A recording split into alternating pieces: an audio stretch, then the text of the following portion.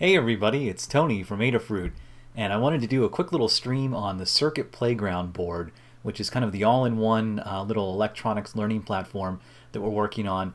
And in the stream that I did long ago, I think actually the first stream that I did was with the Firmata firmware that I'm building for Circuit Playground. And so Firmata is a way that you can control an Arduino over a serial port connection.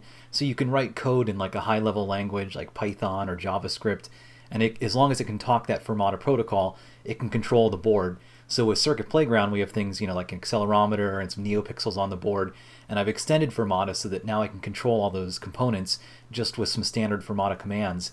And so let's just kind of dive in. I figured, there's just one little command I wanted to add to finish up the firmware. So I thought, let's just turn the camera on and stream it and have some fun with it. So I think things will work, but we'll kind of learn. We'll figure it out as we go for this. And let's see. Let's jump over to kind of the main view here. So I'll show a few different things. Up in the corner up here is the Circuit Playground board, and so this is one of the early prototype versions. So hopefully soon we'll actually start getting some of the first versions of these boards in the shop. And then over here, I just want to do a quick little shout out. I saw that the Hackaday prize has started, and so really cool contest. If you like making things and just having fun, definitely check it out. I think it's hackaday.io/prize, and I'll put a link in the description when this goes up on YouTube. But it looks like, again, this is the third year that they've done it, and all kinds of cool things, big cash prizes, $300,000, wow. The thing that's kind of neat, and I haven't looked at all of these, but it looks like this year they have smaller, I don't know if they're sub-contests or just categories, and so neat stuff like, like citizen scientists I saw here, so do something that's science-related, I'm guessing. So check it out. It looks really cool. The other thing I saw, too, that was kind of neat, there's like an audience participation or voting kind of round.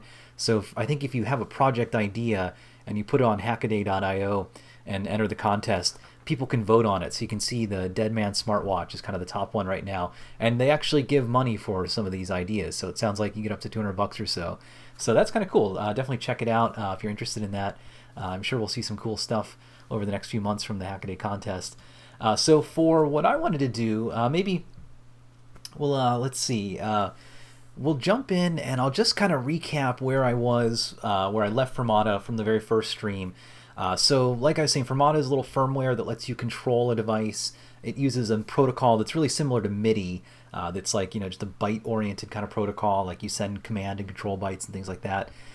So I've taken the Firmata sketch that you can get, and it all comes from, I think it's firmata.org, or let's see, Arduino Firmata. And yeah, Firmata.org. So this is kind of the homepage for it, and they have firmware for lots of different platforms. Like Arduino, I think, is one of the biggest. And the Arduino IDE, it actually ships with Firmata included. So I think if I go into the examples, it's under so it comes with the Firmata library. So there's something like the standard Firmata example. So if you took this sketch and loaded it on an Arduino, like an Uno or Leonardo, or probably any Arduino supports this. And then you have a Firmata client. And there's clients. I'm sure there's like a client written in almost every programming language. You can connect your client to your Arduino and then do things like toggle the state of buttons, of LEDs, and read button states and things like that. So what I did then is I took the standard Firmata as a base, and I started to add extra commands to it. So like I was saying before, the Circuit Playground board, it's more than just an Arduino. So it looks kind of like Flora, the little wearable platform that we have, and it's got the same processor as Flora, the ATmega32U4, but it's got a bunch of extra stuff on here, and so you might not be able to tell from the video up here, but if you can actually go way back and see some of the very first streams that Lady Ada did were actually designing the Circuit Playground board, so you can go back and see exactly what's on here, how it was laid out, that type of stuff. But there are 10 Neopixels around the ring here. There's about, I think, 12 or so inputs on the outside. So all these kind of little metal things on the outside. These are digital. Most of them are digital inputs and outputs. They're also capacitive touch, so they're hooked up so that you can touch one of these and you can detect that as a button press. There's a little accelerometer in the middle, the LIS3DH, nice little low-cost accelerometer, but very full-featured. So 3 axes, has tap detection, so if you tap the board, it can detect that. There's a little analog light sensor and temperature sensor up here, so good examples of talking to kind of analog components. There's also a little microphone that picks up sound, and then a little speaker over here also that you can play sound on. And like for now, you can just kind of play tones, but you actually potentially could play music off of this. There's a high-speed PWM mode that you can use, and I think Phil B actually did a tutorial a while back on using little AT-Tiny boards like the Trinket to do the high-speed PWM. And then there are a few different buttons. So there's a left and right button, and then a little slide switch down here. And so, you know, with Circuit Playground as is, you'll be able to install it, and I'll actually kind of show you. So it'll look just like a normal board. So I have it set up in the board manager, and I've got pretty much every board in existence installed. But if you install the Adafruit package, you'll get this Adafruit Circuit Playground board. And so you pick this, and then you just upload to it so you find the device. You know, just like an Arduino. So you can write code that talks to all these sensors and runs directly on the board. But what I'm doing with Firmata is I have this standard little firmware that I've built here, and we'll upload this onto the board. It's actually already uploaded there.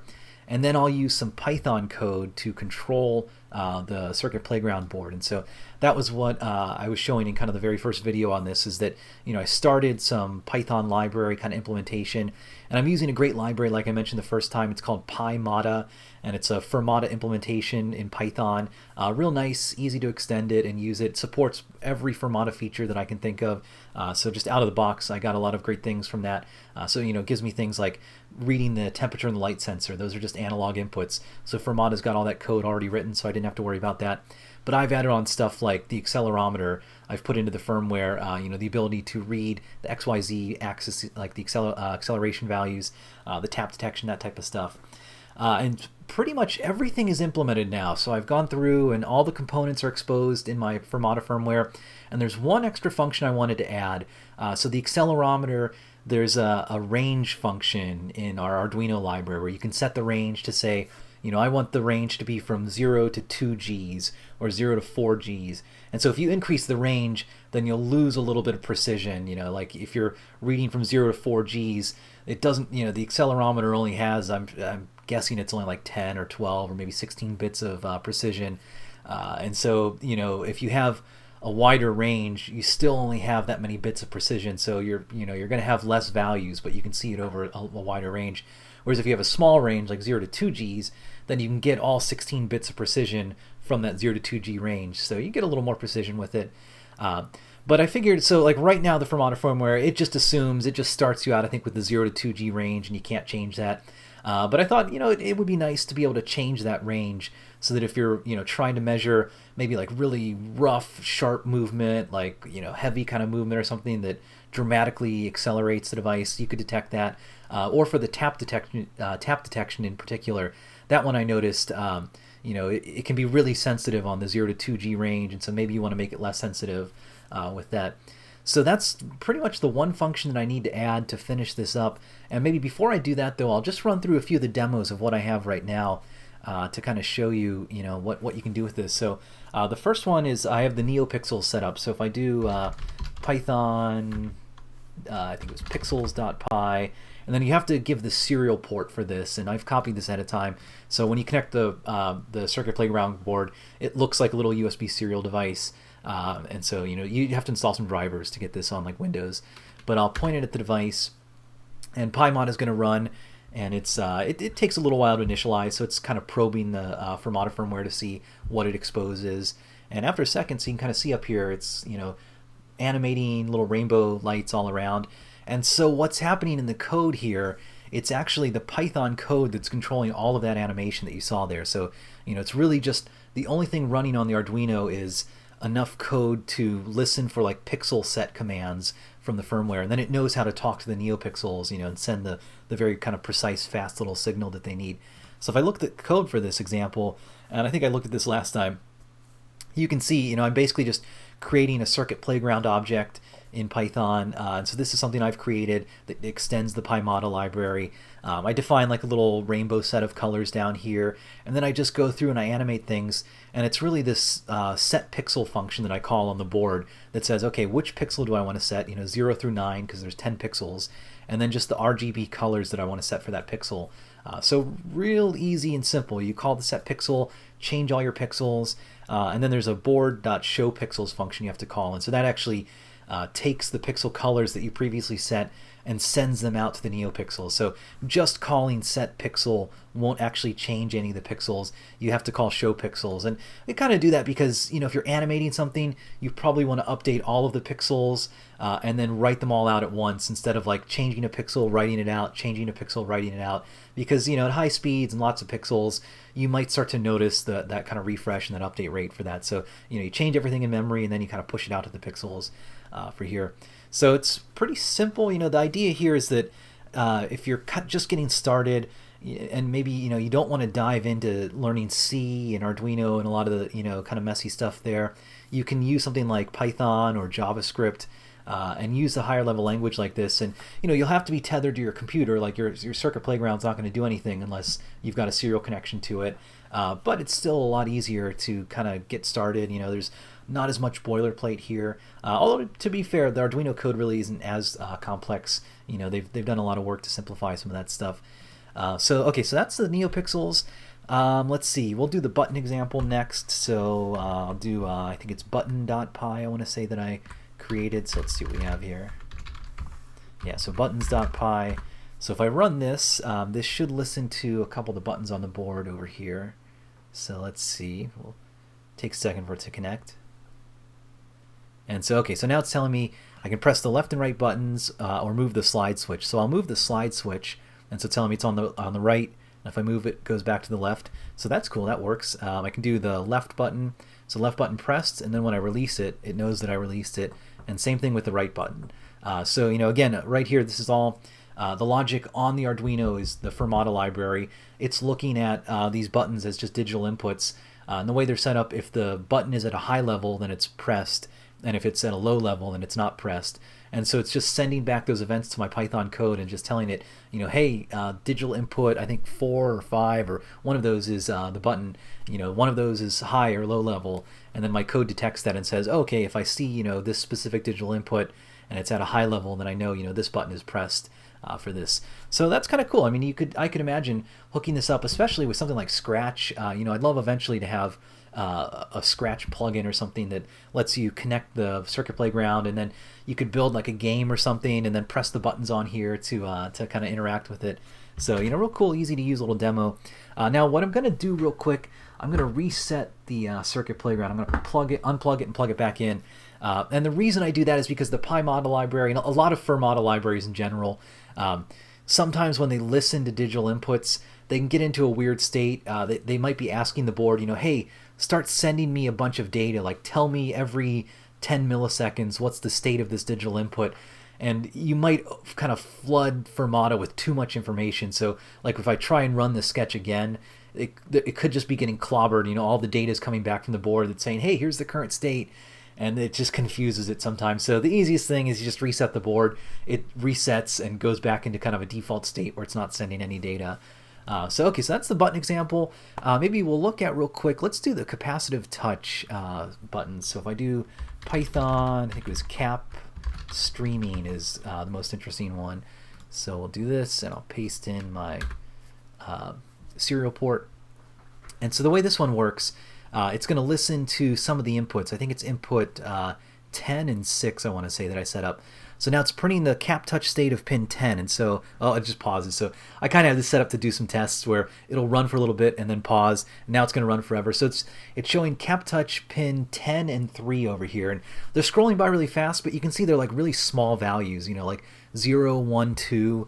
Now if I touch pin 10, you can see, okay, wow, those just jumped up, and it's a little noisy, but you can see it's up at values of like 900, 800, and it's even telling me that pin 10 has been touched. And so if I take my finger off, it goes back down to 0. If I touch it again, then it goes back up.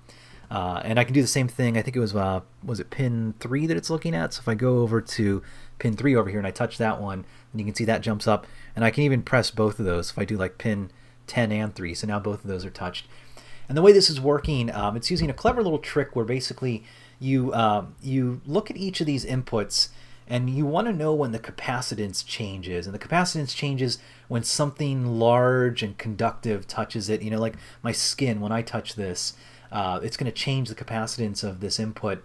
And what you can do, if you have a resistor connected, you can build a little filter, like an RC filter, to see that, if you set a level, and then if you read that level also, so if you have like basically an input and an output connected to this, and you arrange it in a certain way, when the capacitance changes, like if it increases, it's going to take longer for that level to change because the capacitor and the resistor kind of slow it down effectively as a filter.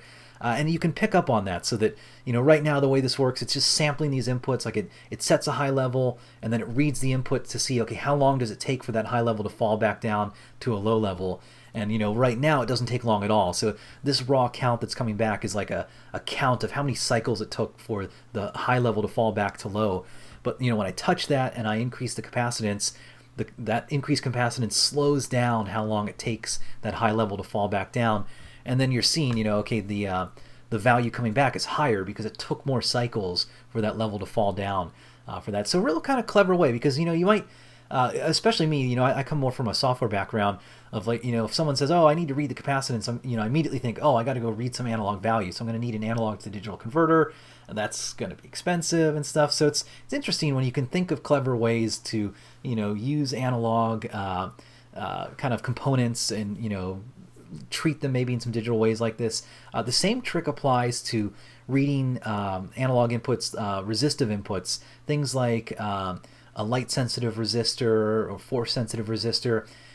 You can flip it around and say, okay, in that case I have a resistor that I want to read, and so if I add a capacitor to that circuit in the same kind of arrangement, then as that resistance changes, it's going to change how long it takes for a voltage, a signal to change across those pins.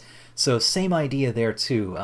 And this board, it doesn't actually use it in this case. Like we actually just connect our analog sensors up to analog inputs, but it's another useful trick, especially on the Raspberry Pi where you don't have an analog to digital converter by default. So if you don't want to add one, because it's usually a couple bucks for like even just a cheap one, you can do that same kind of a trick to just add a capacitor to that.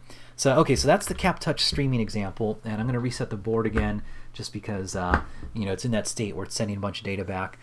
So again, really cool example, and I'd love to see this working with Scratch, where you could build a game and then like you can actually connect wires to these inputs, have a long wire coming out, and then attach them to like something metallic or conductive in some way, like even fruit. Like we've got a cool demo of the fruit organ where you can have like a banana, orange, stuff like that, and you just connect a banana clip to those and connect them to the inputs, and when you touch the fruit, it actually changes the input there. So okay, so that's cool. Let's see, I'll just do maybe one more little example. So capacitive touch, the light sensor and the sound sensor, I've shown these before. It's just analog values.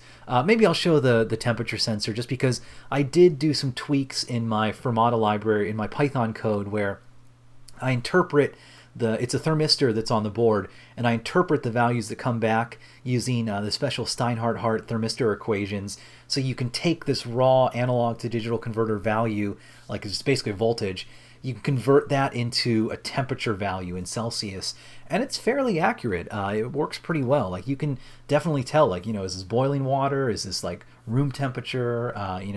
Although you wouldn't want to test boiling water because you have to actually put the circuit playground into it in this case, but it can definitely tell, is it something hot or cold that's touching it.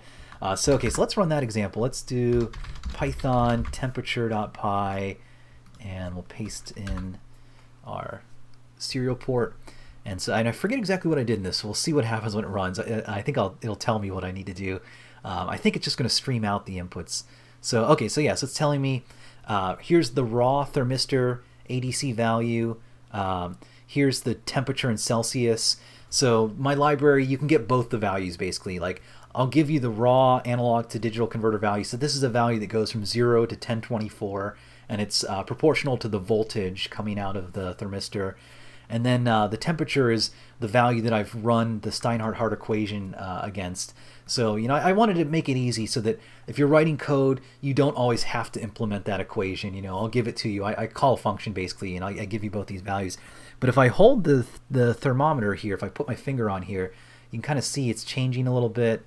That's maybe going up or down a little bit. That's kind of weird that when I touch it, it went down a little bit. I might need to double check my equation. I might have gotten it wrong on how it reads the value, but it does change a little bit. So you can kind of see the temperature changes, and that changes the values there. So that's cool. So I'll close that and just reset the board again real quick. So okay, and then let's see, any other interesting examples? The tone generation, I won't do that one, but basically I have a little Python function you can call that says, hey, play 440 kilohertz frequency tone for a second. So like play like an A or a C tone. So really easy way to play sounds and things like that, like to play tones. And let's see, the accelerometer. So I will do one of those maybe. So we'll read the accelerometer values. Let's do the accelerometer streaming. So let's just change this, and we'll run accelerometer streaming.py. And so this will be kind of like the capacitive touch one, where it'll stream the accelerometer values for a few seconds. It'll stop, because I'm just testing that I can start and stop, and then it'll stream them forever. So we'll kind of let it do its thing. So it's pausing.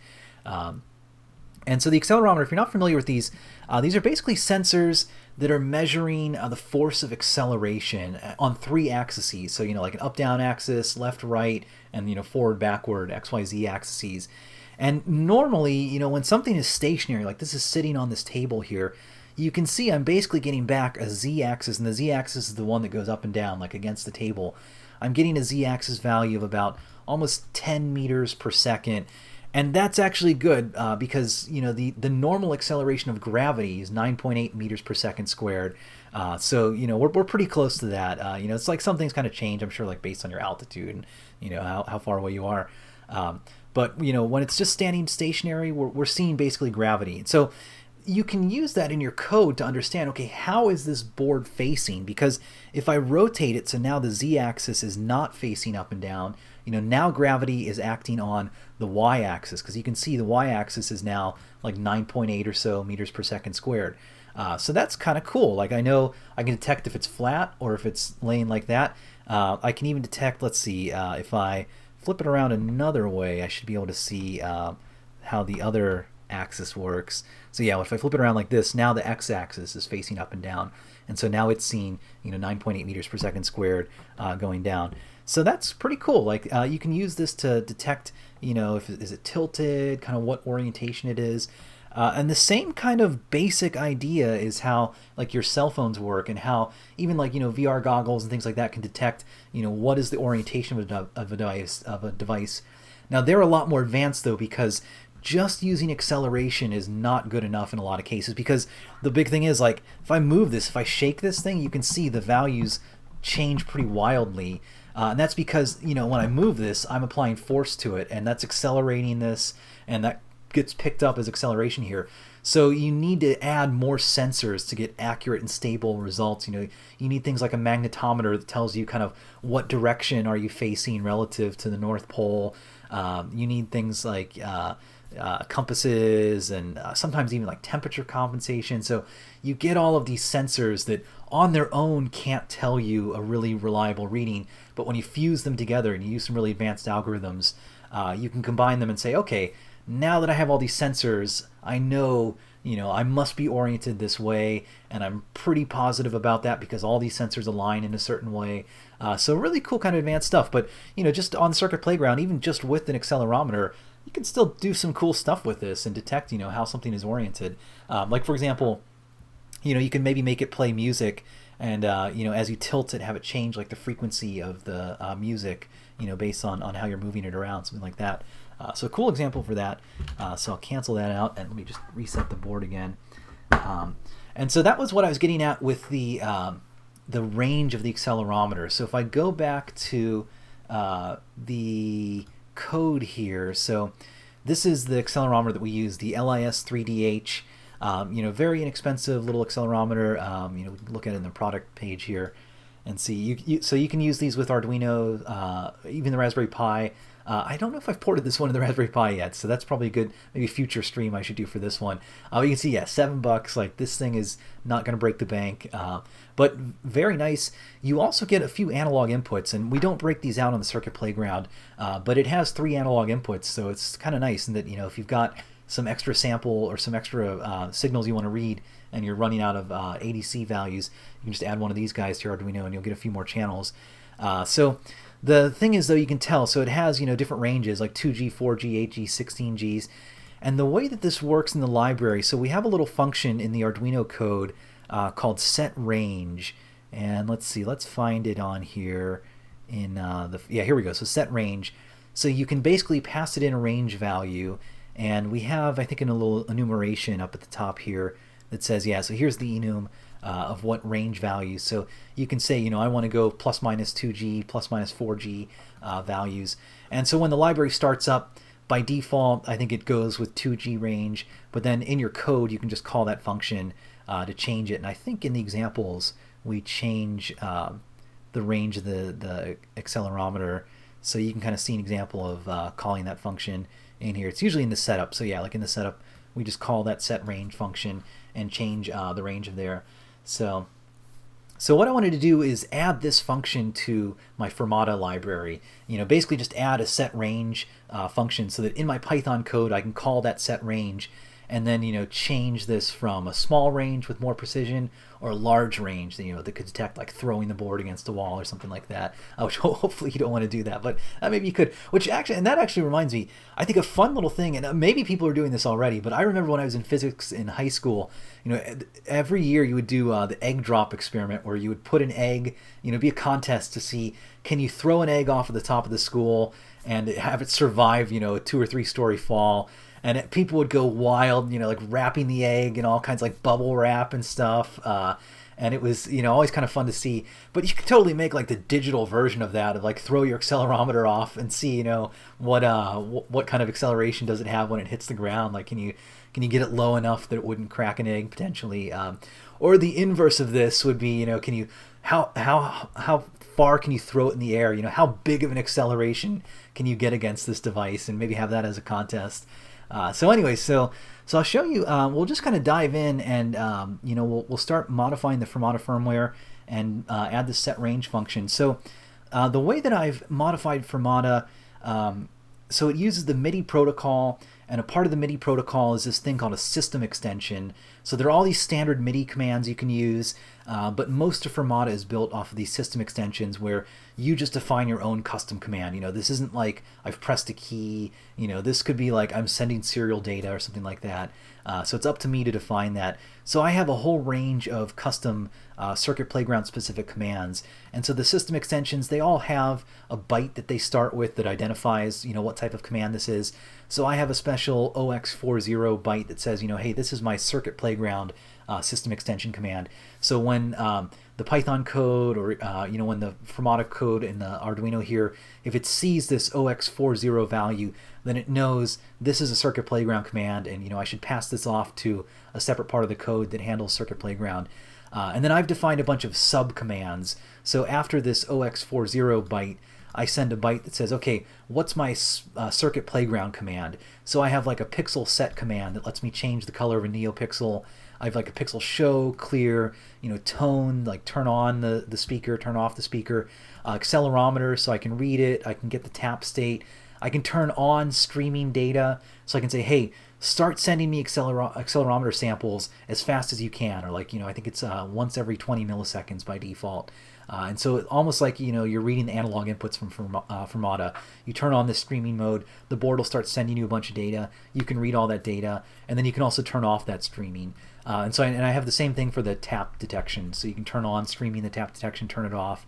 There are these read replies where basically one way that you have a command is the Python code sends a command to the Firmata board, and that's one set of commands. But sometimes the Firmata board has to send a response back to the Python code, and that's actually a separate command.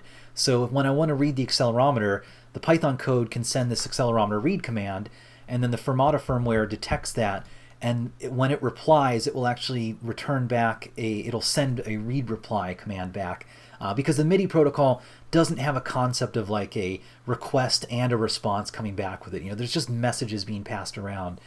So it's up to me to kind of define, okay, this is a response message versus this is like a command message that gets sent out.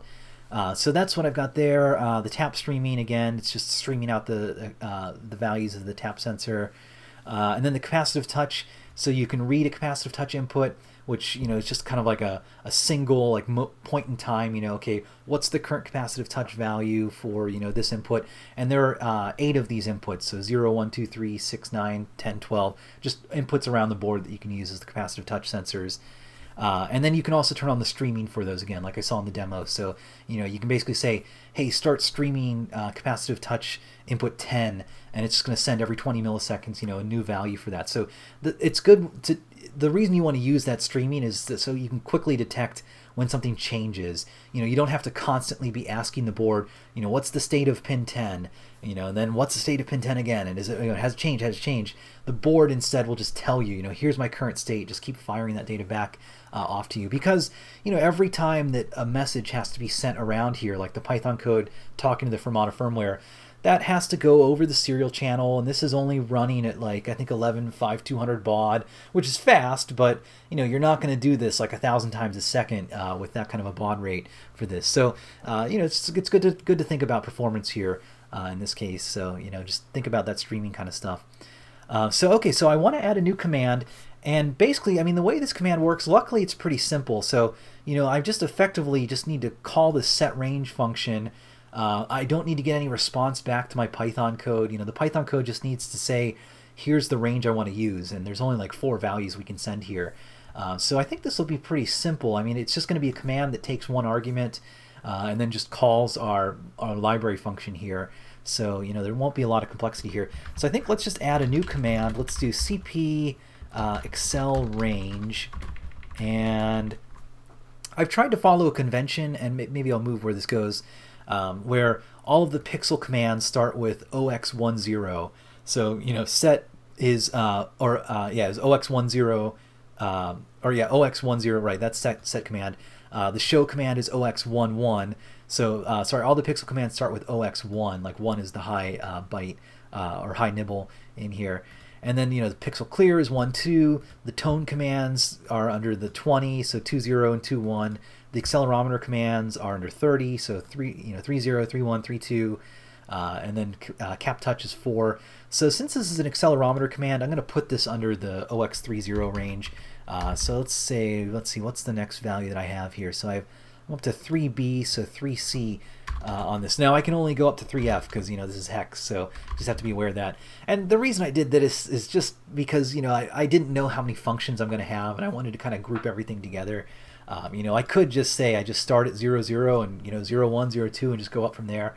But I tried to kind of make things a little bit nicer so that if you're a new programmer that's trying to implement talking to my firmware, things seem a little natural. Like if you see a 3.0 value or 3x value, then okay, this must be an accelerometer command or something that's coming back in this case. So let's just slot this in right here, and we'll say set the range of the accelerometer, and this takes 1 byte as a parameter. And I want to be explicit. I want to define in this comment, because these comments right now are effectively the documentation for my Firmata firmware. And this won't be the final documentation. I'm going to do a learning guide on this. I want to have like a nice little table that shows you how to do this. But I just want to have one spot right now that says, here's every command and here's everything it expects. So this will take 1 byte. And the values for this, so I have a few options. I could just take the exact value that the Arduino library uses. So it looks like we define an enumeration. So if I go back to this in our header file here, we have an enum, and it looks like it's actually just a little bit mask that we say, okay, flip on certain bits to say what the values are. So like, value 0 means 2G, 1 means 4G, 2 means 8G, and 3 means 16G. So I think, maybe I'll keep it consistent, and let's just use these same values here. So you can pass in 0, 1, 2, or 3, and that'll set the range according to these values. So let's just put that in the comments. Say use a value 0 equals plus minus 2G, 1 equals plus minus 4G, 2 plus minus 8G, and then 3 plus minus 16G in this case. So that's pretty simple. Now to actually decode this and detect this change, I need to go into the parsing logic, and this sketch is getting really complex because it's the base Firmata, which has all the logic to do standard Firmata stuff like digital analog inputs, and then it's got all of my changes on top of that. So talking to Neopixels, talking to our accelerometer, and it's actually getting quite big. So it's 88% of memory right now, and there's not a lot of extra stuff I can add to this because you really can't go all the way up to 100% of program memory because you start running into limits of like variables can't be placed in well-aligned parts of memory, because a lot of different processor architectures, if you have like a 32-bit value, it can only fall in certain aligned spots of memory. And when you start using up all your memory with program code, the compiler starts to say, uh-oh, I can't find a big enough spot to put this memory. So, something to be aware of, that you might have trouble to, actually utilize the full amount of memory here. So, generally keep your sketch under like 90% or so of memory. But luckily what I need to do is pretty simple. Like, I don't think we're going to run into memory problems, but I don't know, let's see. We'll see what happens here. I haven't done it yet. So now I've tried to make this a little bit easier, and then I have somewhere in here a function. Yeah, here we go. So my circuit playground commands, I basically have one function that I've kind of put into the firmware here that when it detects a system extension command, if it detects my circuit playground byte, it will call this function here, the circuit playground command, and it'll pass it, here's the command that was parsed out of it, and then any parameters that were sent with that command.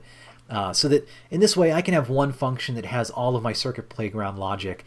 I'm not having this strewn across all kinds of functions. There's one place, and it's kind of ugly. It's a big switch statement. This kind of code, I don't like this because when you have a big switch statement like this, all of your logic is in this case statement, and it turns into spaghetti here, where it's like, every time I add a new command, okay, I've got a new case on here, and what if I had 150 commands? That's like 150 case switch statement, which is just insane. Like, you can't read that whole thing. So in the object-oriented world, there are a lot of different ways to kind of deal with this dispatch kind of problem where, you want to call certain logic based on some state. But the problem is, yeah, you could build this crazy C++ hierarchy and have like, classes you inherit and virtual functions you fill in that, add all this logic. But, at the end of the day, we've only got 32 kilobytes of program space, and all of that stuff doesn't come for free.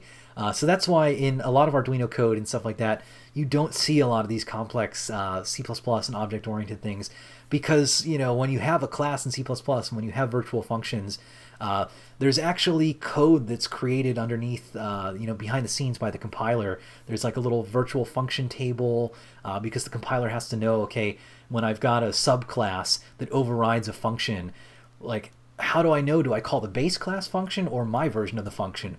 Well, there's a little function pointer that the compiler creates and uses internally that says, this is the function to call in this case. And, if a subclass inherits and overrides it, then that function pointer points at the subclass's version. But if you have, maybe a subclass that doesn't override it, then that pointer points at the base class's version of it. So all of that stuff happens kind of under behind the scenes, and if you get started programming, on your computer and you don't have a lot of these constraints, you can have hundreds of kilobytes of code and it's no problem. You can do that kind of stuff. But then when you go to an embedded world like this, that's why you see a lot of people kind of groan when they hear, C++. Now it's changing over time though. Like a lot of the little ARM Cortex M0s today have, 200 kilobytes, megabytes of memory in some cases, where you can start to get away with doing some of those more advanced things, using object orientation and, things like that, like more advanced C++ features. But I'm just going to keep it simple. Big case statement, because at the end of the day, I've only got like 20 functions or so to do. So it's not the end of the world. But, I'm consciously aware of that, and I know that these kind of case statements can grow into these monsters, especially if like each of these little functions are really complex. Like right now, all of my logic is really in the case statement for all of these, and that's not the best. Like, ideally, this pixel set command should call a pixel set function that has this code here, because then that pixel set function can get as gnarly and complex as it wants to be, and I don't need to worry about that when I'm adding a new command, because I'm not going to see all that code. I'm just going to see a very succinct little case statement here. So maybe later on I'll go back and refactor some of this stuff and do that, because there's no extra cost to that in a lot of cases. I mean, there is technically a little bit extra cost, because if the compiler makes this into a function, there's a little extra code where it's got to throw things onto the stack and it's got to call a function and jump to it.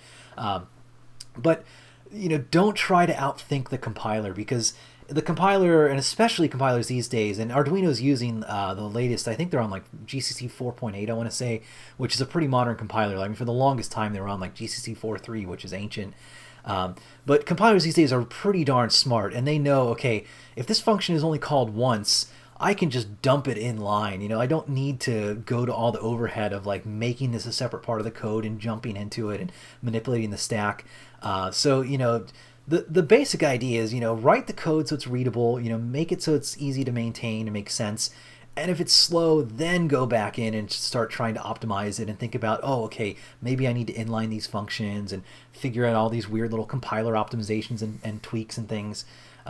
So just little tips of the day that I'm kind of thinking about as I go with this. So, okay, so I've added a new command, so I need to add a new case statement for this. So I need to go in and say, let's do a case, and it's my CP Excel range, I think I called it. But let's go back up to the top and see. This is why I hate really long files like this. This code. Let's see, how many lines is this thing? This is a couple hundred lines, I'm betting. Because I'm scrolling, keep scrolling. So it's about 1,100 lines of code, and so that's a lot of lines of code. I just can't look at this and instantly know what's going on. Like I know right now because I've been looking at this code for the last few weeks, but 6 months from now I'm going to come back to this and be like, okay, well, what was I doing in here now? So I like to keep functions small, and if code starts to be more than a few hundred lines, that's probably a signal that you should break this out into like more functions or more files, spread it out across different files in that case, because it's easier to understand. And it's just funny because I remember my very first computer kind of architecture class, not architecture, kind of computer science intro class, software engineering class, basically, where it's not just learning to program. This is kind of like, okay, you're a CS major and now you're going to learn about software engineering. And we used this really complex thing. It was called Resolve C++, where it was like a set of conventions put on top of C++. And I remember the instructor, it had all these rules where like you would write a function and you'd have to say explicitly, like, these are the preconditions for my function. Like, I expect this variable to be in this state, and I expect, this parameter to be within this range of values.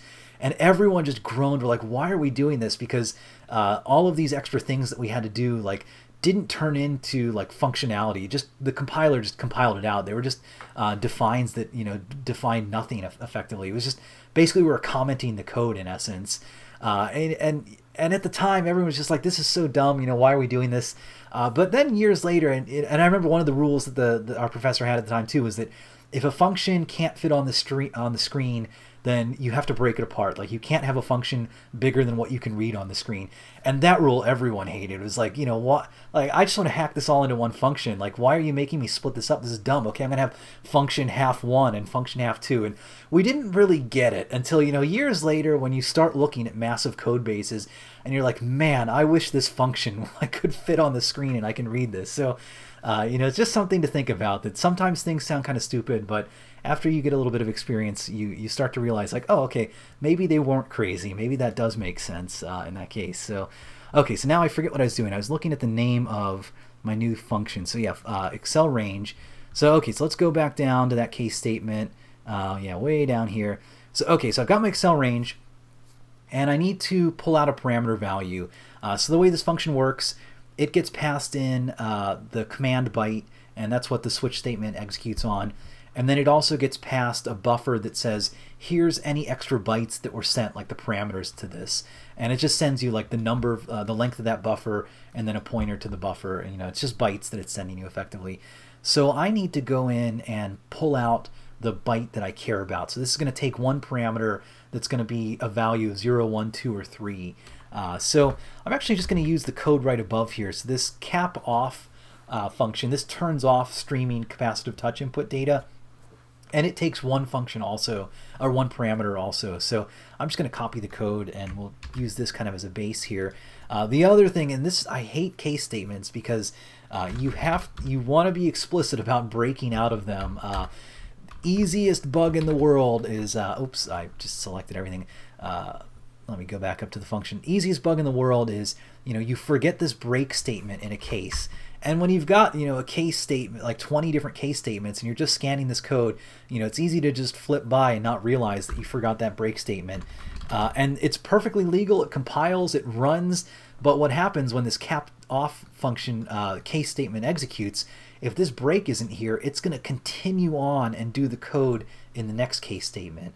And in this logic, that would be pretty, destructive, because if the logic for like turning on streaming fell through to turning off streaming, suddenly I have a bug where it's like I turn on streaming but it doesn't work. And these are the worst kind of bugs where it's like, the compiler thinks everything's okay. There's no obvious error. Like you have to just get into the code and realize like, oh crap, I forgot that break statement. So good habit to get into with a case statement. As soon as you write case, immediately write the break before even implementing the function. Put that break statement in there so that you don't forget it in this case. So okay, so let's paste in our code and let's describe what we're doing here. So we'll say set the range of the accelerometer based on the desired, or maybe the passed in value. And I want to be smart here, so I'm doing a check to see, do I have at least 1 byte of data in the parameters here? Because my code that follows is going to assume that I have 1 byte of data in here. And that's another super common mistake with C and C++ code, because you don't get range checking on raw buffers and arrays here. So I could happily try to reference byte 100 within this array. If I'm only passed an array that's 3 characters long, 3 bytes long, this is legal code, but it's going to go do something that I don't expect. It's going to go read 97 bytes past the buffer, and maybe that's reading some variable and it's not going to affect anything, or maybe it's reading some bit of memory that's like talking to a peripheral. So bad things happen when you overrun memory. So I'm very careful to say, okay, make sure I have at least 1 byte of memory. And if I don't have, like if this is not true, if for some reason something sent a command but it didn't send the parameter with it, nothing's going to happen. And I think that's okay. I mean, ideally, there would be some kind of error response that says, hey, you sent a command and I don't know how to parse this thing. But the Firmata firmware is kind of simple. It doesn't do a lot of that kind of error checking here. So I'll leave that for later. And I don't really think I have the code space, honestly, to add a lot of error checking, because all of these functions would have to have some extra code then that says if I didn't get the right parameters, because I probably want specific error types that tell me what I didn't get back. So sometimes you just have to make do with what you have in this case. So okay, so there's one parameter. In this case then I want to grab that value. So let's save this byte and we'll say this is the range value, and I'm going to AND this with the value OX7F. And that's basically setting, let's grab the calculator real quick and we'll see. So let's put this into the programmer mode. This is another stupid thing. I hate every calculator app has explicit modes for like programmer mode, scientific mode. And when I'm in programmer mode, if I want to do like 1 divided by 3, it gives me the integer value. It's like, okay, what if I want the floating point value? Like, I wish there was a calculator that could read my mind and know, I want programmer mode now, because I hate having to go in and flip these. So, hey, that's maybe a startup idea. Apply like artificial intelligence, try to figure out like, oh, I think that you want to be in scientific mode and switch over to that. Or just make a calculator that has all 3 modes visible. I just pick the one that I want. But anyways, let's put in 7F in hex. So I'll switch this over to hex. And so this basically means if you look at the bit values, this is grabbing the low 7 bits. So it's, has a 1 value there. And when I do an AND, that's a Boolean operation. So, 1 and 1 equals 1, 0 and 1 equals 0. So this is basically telling me grab the low 7 bits of this byte, because the MIDI protocol that Firmata uses only uses the low 7 bits of a byte. The topmost bit, this 8th bit here, actually represents, is this a command or a data byte. So it makes it a little weird when you parse the code. So I'm just being explicit, and I'm pulling out those low 7 bits. I don't technically have to do this because I think a data bit has a value of 0. Maybe I'm wrong though. Maybe it has a value of 1, and then my code would be wrong. So I'm effectively I'm getting rid of that high order bit with this command here. And now let's see, I need to do my own logic. So I want to do a little bit of range checking. So let's check the range is an allowed value, which is 0, 1, 2, or 3. 1, 2, or 3. And if it falls outside of that range, I'm just going to stop. We'll just break out of the processing of this. Because I don't have an error code that I want to return, so I'm just going to ignore it effectively. So let's say if the range is it's unsigned, so I know it's never going to be less than 0. So if it's greater than 3, then I know something's wrong, and we're just going to return. So this is just going to end the function call. We're done at this point. Something's wrong. We don't know how to process this range, and maybe I'll put a comment here: unknown range value. Stop processing. And then otherwise, we just need to call the set range function on the accelerometer. So somewhere I have an accelerometer object. So yeah, I call it Excel. So this is just creating the lis3dh object. So I'm just going to take this, and I just need to call the set range function on it. So if I go all the way down, back to where I was, and yeah, right here. So I just need to call, so now set the range of the accelerometer, and I can just call set range, and then I can actually just pass in the value, because the values that you send me are the same values we use in the library, those enum values. So I can just pass in my range value.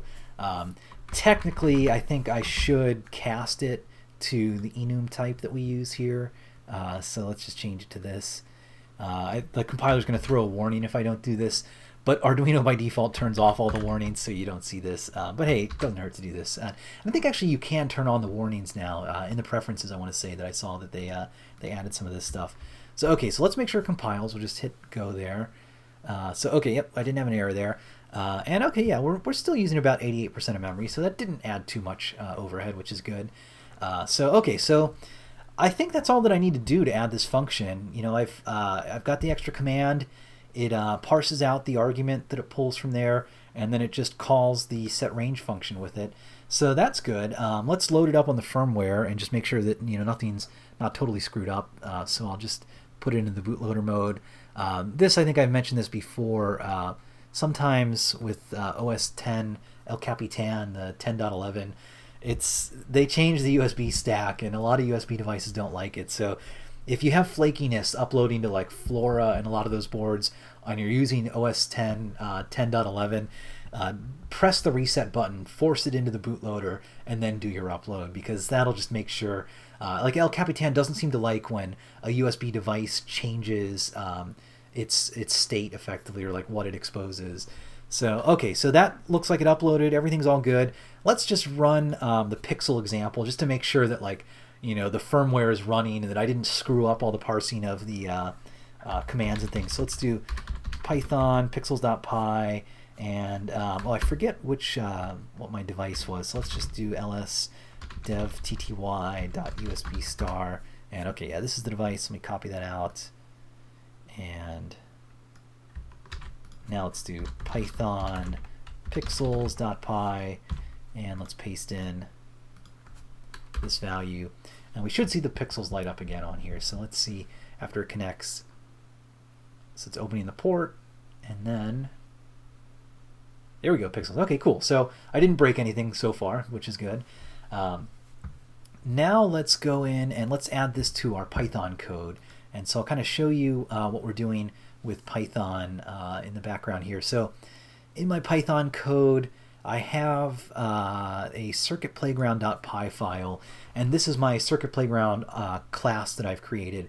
And so just like the Arduino code, it has to know about all of those custom functions. So I'm going to need to add my my command in here. So let's add this with the accelerometer function. So let's do cp excel range, I think I called it. and oops, let's just double check that it's 3C. Let's go all the way up to the top here, and it is, yep, 3C. So okay, so that's good. So we'll add this, and now I need to think about how I want to expose this. And this is a Python object, so it has a bunch of functions that you can call on it. So here's where like the set pixel function is implemented. I think I'm just going to be consistent with our library, and let's just add a set range function that's just like the Arduino function. So we'll say, although let's do set Accel range, because I like to be explicit and say, if I just had set range, it's like, okay, what range am I setting? Because there's all these devices on this board. Is that changing the range of the thermistor or something? What's going on? So we'll be explicit. We'll say set Accel range, the accelerometer range. Needs to take in self. That's like a reference to the Python object. And then it needs to take in the range value that we want to send it. And this, we'll make this a value like in the library. We'll let you pass in 0, 1, 2, or 3 in this case. But let's actually add, not an enum, but I'll add some constants up at the top here. So we'll say Accel 2G and set this equal to 0. And then maybe Accel 4G equals 1. Accel 8G equals 2. And Accel 16G equals 3. And let's put a comment here. Accelerometer constants to be passed to set Accel range. So this way, just your code, you can write, set range Accel 2G. And you don't have to say set range 0, because when you look at that code, it's like, well, what does 0 mean? It's nice to have these little constants defined here that let you do that. So now let's go down to the function, and let's check the parameters that are passed in. Well, very first thing, let's put a doc string on here. So I love in Python how they have document strings as kind of a first class thing. Great to get in the habit of just document. This, it helps you think about, okay, what am I going to implement in this function? Let's describe it first in text. So set the range of the accelerometer range should be a value of, let's put a little table in here, 0 equals plus minus 2G, 1 equals plus minus 4G, say 2 equals plus minus 8G, and then 3 equals plus minus 16G. So that describes that, and close that off. And the reason I do that, so I think, let's see if this works. Let's do pydoc. Oh man, I'm trying to remember what is the name. I think I can just do, so there's a command you can run in Python that will read all those document strings and print out like a nice little display of, here's every function, here's the doc string for it. But you have to point it at a file. I think I can just do circuitplayground.py. Let's see. Maybe you can't do that. I'll have to look at it later and figure it out. But like Python, because I have this doc string, it can parse that out. It can build nice little help documentation for it. So it's super smart to do all these doc strings. So first thing, let's check that the value passed in, that range, is an allowed value. So let's assert that range is in. This is interesting. So I do want to be careful. So it looks like Atom, the text editor that I use, is highlighting range. Range is a built-in Python function. So Python range, if I look at this, so if you look at like the built-in function docs, so this is going to tell me this returns, like I do range 10, and this returns a list of values. So I want to be careful because, like this might work. I think this would technically work because I have range as a parameter here, but it's really confusing. It's like, do I mean the range function or do I mean the range parameter? So let's change this. Let's change this to Accel range, so there's no conflict there. So we'll say Accel range, and we'll change this. Accel range should be a value. Okay, let's see if it's in 0, 1, 2, or 3. So this is just a really easy little quick way to test, am I one of these explicit values? You could use less than, greater than, there are a lot of ways to do this kind of a check in Python. this is just kind of one style to do it. And then you can also put in an error message if this isn't true, this assert. So the assert basically expects this to be true, that Excel is in that range. If it's false, then it's going to throw an error with this message. So we'll say Excel range must be one of 0, 1, 2, or 3.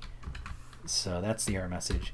So okay, so that's good. So now at this point, I know in my code, if it's gotten this far, then it's a good value. It's an allowed value. So I don't need to do any more checking on this.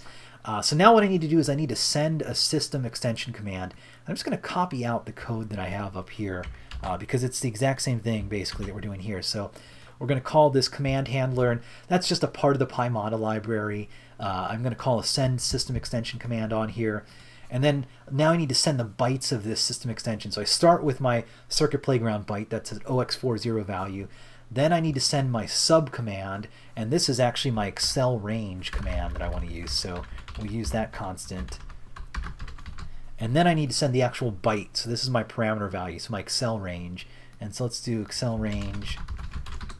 And I'm doing the exact same thing in my Python code that I did in the Arduino code. I'm ANDing it with 7F. Just because Python by default, this numeric value is going to be an unsigned 64-bit integer or a signed 64-bit integer. And so, you could get a really large value. And I just want to chop off everything except the low 7 bits. And in practice, I'm only going to use 2 bits, really, because it's just a value between 0 and 3. But I'll just keep this consistent because who knows, maybe at some point in the future we add a value of 4 in here.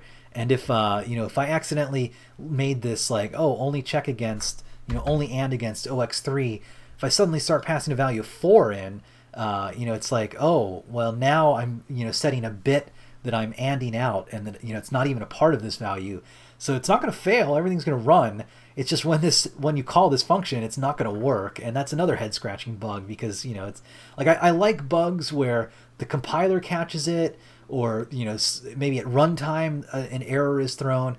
The worst bug is when it silently fails and it's like it's working but it's not, and then you have to get in there and start debugging and make everything messy.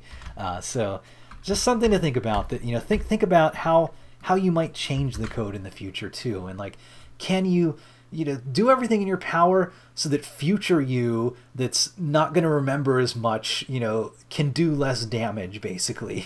Always code against, future you that forgets everything effectively. So, okay, so that's all I think that I need to do. Now let's go in and let's just change our cap streaming example, for example. We'll use this to test this function. So before I do anything then, after I initialize the board, let's change the range of the accelerometer.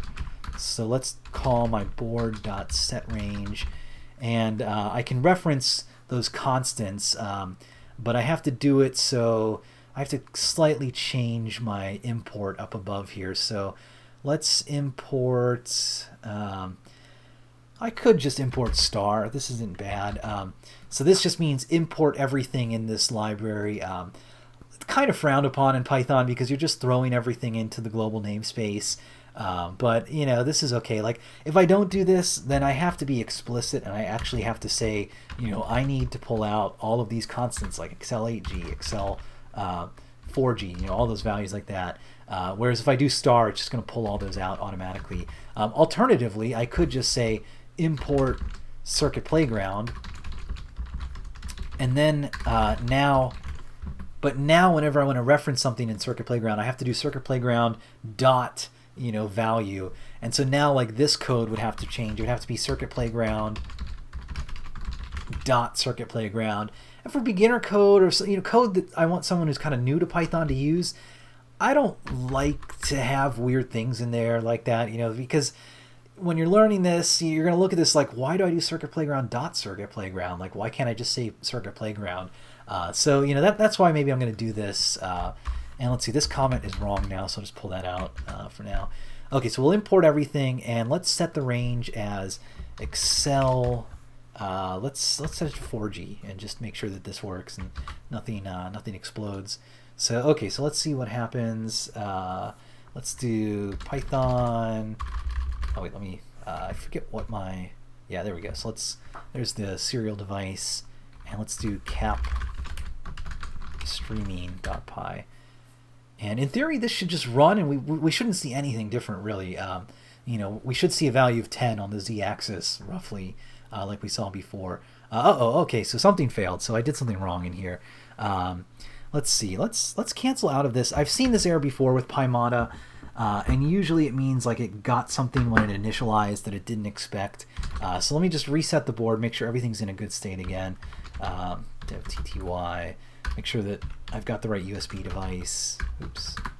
See, okay, so that's the device. I'm just going to copy it out to be absolutely sure. And let's do Python capstreaming.py. Let's paste this in. And let's see. If this fails again, then I've done something wrong. So let's see, because it looks like it's getting back something from the board that it doesn't expect.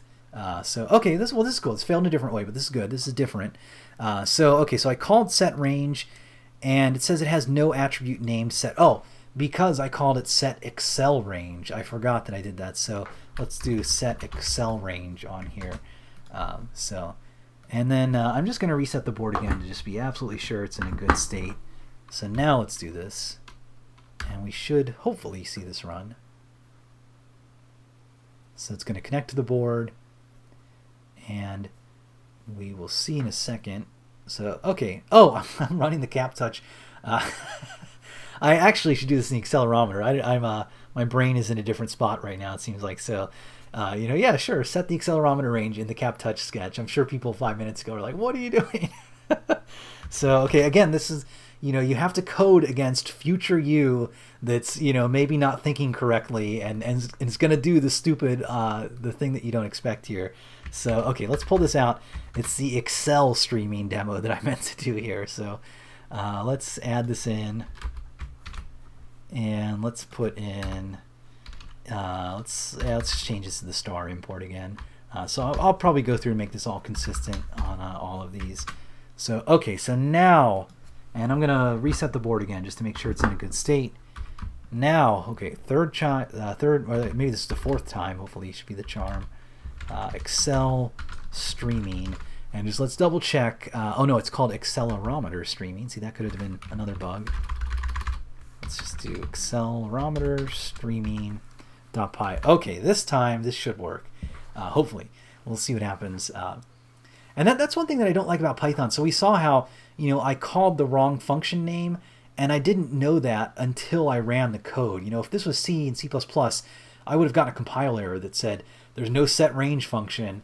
And so I've mentioned this before, dynamic languages, it's a gift and a curse. Like, you can write very succinct code that's easy to read, but you can also write code that, just doesn't fail until it runs. And to me, that's the scariest thing, because, I've seen so many systems where it's like, it's running, it's okay, cross your fingers that, hopefully we tested everything, hopefully it's working.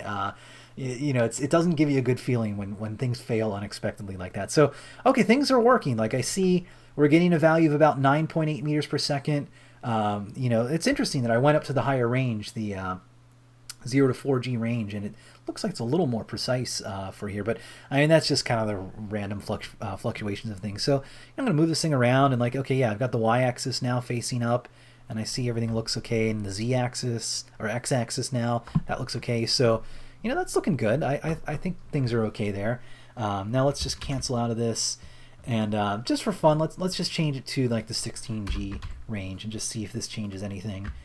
In this case, it's a little hard to tell. Like, I should probably have a better test, and maybe I'll do this later, where like, because I really want to see that I'm changing that accelerometer range, and so I need to think of some way, like, I don't know if I'll be able to apply 16 Gs of acceleration to this board. I have to go get a rocket or something, strap it onto there. I'm sure you could probably get 16 Gs, maybe if, like, you throw it off of something, or I don't know. But yeah, so ideally I have a better way to test this, but for now I'm just going to live with it. Let's reset the board, and let's run this. Let's see, make sure I saved the file. Yeah, I saved it. So we'll run this. And if this works, I think this will probably be it. I think we'll wrap it up after this then. So this is the last function I wanted to add. I've pretty much got all of the peripherals on here. Okay, yeah, so this is working. Now, interesting. Notice how it's changed. So hang on a second. Now it's running. Notice now the z-axis is only 6.5 meters per second squared. So what we're seeing is, like I mentioned before, where I increased the range, but I lost precision. So that, because I'm looking at 0 to 16G range, I still only have, like 10 or 12 or however many bits of data. So I can't tell, the difference between like 9.8 and, some of these different ranges. So it's just interesting how you have to be careful about, really understanding like what's the range of data that's coming back, and does it fall within a value that I can understand. So, but it looks like things are working. Like at least it's consistent. Like it's 6, and when I hold the x-axis like this, that turns into about 6 meters per second.